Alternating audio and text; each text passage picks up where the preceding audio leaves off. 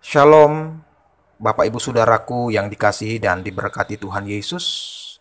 Kiranya kasih, rahmat, dan damai sejahtera daripada Allah Bapa dan Tuhan Yesus Kristus memberkati kita sekalian. Sebelum kita mendengarkan firman Tuhan, terlebih dahulu kita berdoa. Bapa, saat ini kami datang kepadamu, menaikkan pujian syukur, hormat hanya kepada Tuhan, sebab Engkau Allah yang layak dipuji dan disembah. Kami bersyukur untuk segala kasih setia Tuhan yang Tuhan nyatakan di dalam kehidupan kami tiap-tiap waktu. Terima kasih ya Tuhan Yesus. Dan di saat ini kami akan merenungkan firman Tuhan. Berbicaralah bagi kami semua, sehingga kami semua diberkati oleh Tuhan. Terima kasih Bapa, dalam nama Yesus kami mengucap syukur dan berdoa. Haleluya. Amin. Bapak Ibu Saudara, saat ini yang menjadi teks perenungan kita terambil di dalam 1 Yohanes pasal 2 ayatnya yang ketiga. Firman Tuhan berbunyi demikian. Dan inilah tandanya bahwa kita mengenal Allah, yaitu jikalau kita menuruti perintah-perintahnya. Bapak Ibu Saudara, kita akan merenungkan firman Tuhan dengan tema pengenalan akan Allah. Bapak Ibu, pengenalan akan Allah adalah sesuatu yang sangat penting dalam kehidupan orang percaya. Ini adalah suatu tahap yang harus dicapai oleh semua orang Kristen. Hampir di seluruh kitab Perjanjian Lama dan Perjanjian Baru membicarakan tentang mengenal Allah atau pengenalan akan Allah atau pengenalan akan Kristus. Mengapa begitu penting pengenalan akan Allah ini? Karena pengenalan akan Allah adalah inti dari kekristenan. Inkarnasi Kristus adalah cara Allah memperkenalkan dirinya kepada manusia yang oleh karena dosa tidak lagi mengenal Allah. Iman dalam kekristenan berbicara soal mengenal Dia. Iman yang menyelamatkan adalah iman yang sampai kepada tahap mengenal Allah. Bapak Ibu Saudaraku yang dikasihi Tuhan.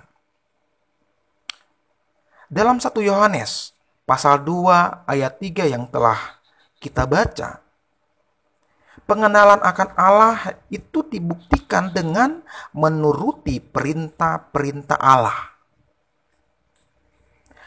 Dalam ayat ini, kata mengenal Allah menggunakan kata ginosko autos. Kata ginosko memiliki arti tahu, mengetahui, atau mengenal. Kata ginosko ketika dipakai dalam hubungannya dengan Tuhan, maka kata ini selalu menekankan tentang suatu relasi.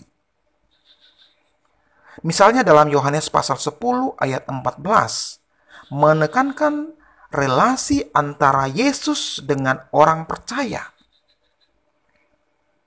Yesus yang adalah gembala mengenal domba-dombanya.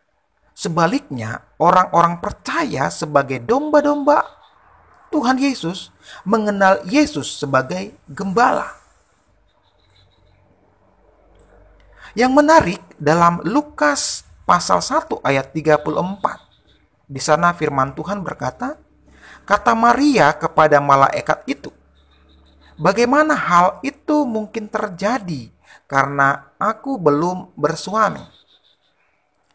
Kata bersuami menggunakan kata ginosko.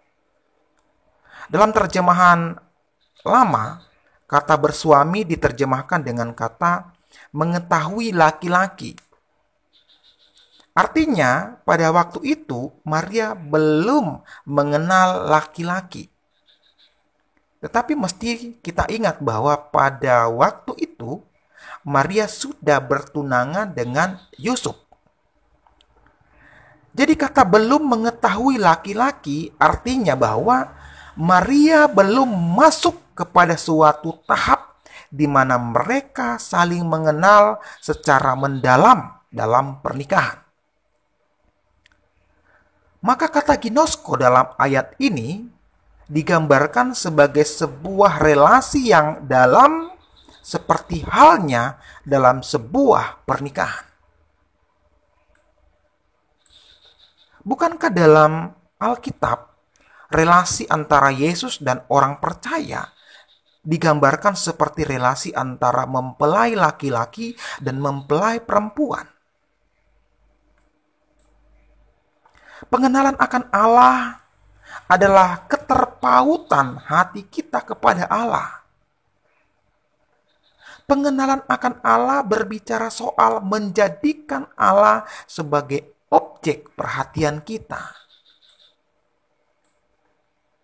Pengenalan Allah bukan berbicara soal pengetahuan teologi yang banyak dalam otak kita, tetapi berbicara soal seberapa banyak kita bersama-sama dengan Dia.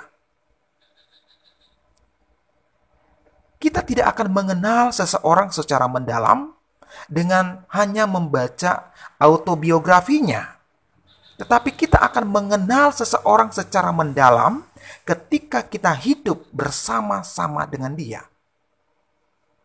Maka kita akan mengenal Allah secara mendalam ketika kita hidup dalam persekutuan dengan Dia. Bagaimana kita dapat mengetahui jika seseorang memiliki pengenalan akan Allah? Nah, dalam ayat 3 dalam bacaan kita ini dijelaskan bahwa tanda orang yang mengenal Allah adalah menuruti perintah-perintahnya. Jadi orang yang mengenal Allah tidak dibuktikan oleh kepiawaiannya berargumentasi teologis, melainkan dibuktikan dengan karakternya yang baik. Apa gunanya kita memiliki segudang pengetahuan teologis, tetapi hati kita busuk, karakter kita tidak baik? Alkitab diberikan Tuhan kepada kita bukan untuk memenuhi otak kita, tetapi untuk mengubah hidup kita agar berkenan kepada Allah. Ketika kita membaca Alkitab, bertanyalah kepada Tuhan, apa yang Tuhan mau saya lakukan? Maka setelah kita melakukannya, selanjutnya beritakanlah dan saksikanlah kepada orang lain. Jangan memberitakan sesuatu yang kita tidak pernah lakukan. Jangan menyaksikan sesuatu yang tidak pernah kita alami. Karena jika demikian, maka kita adalah pembohong dan saksi-saksi dusta. Bapak, Ibu, Saudaraku yang dikasihi Tuhan, mari saya mengajak kita untuk mengarahkan pandangan kita kepada diri kita sendiri dan sambil bertanya, apakah saya sudah sungguh-sungguh mengenal Allah yang dapat dibuktikan dengan kehidupanku yang baik atau belum? Maka kerinduan kita melalui firman Tuhan ini menjadikan kita orang-orang yang memiliki pengenalan akan Allah, yang terus-menerus bersekutu dengan Dia. Karena hanya dengan jalan demikianlah hidup kita akan terus diperbaharui oleh Tuhan. Dan hidup kita akan menjadi berkat bagi banyak orang demi kemuliaan Allah. Amin.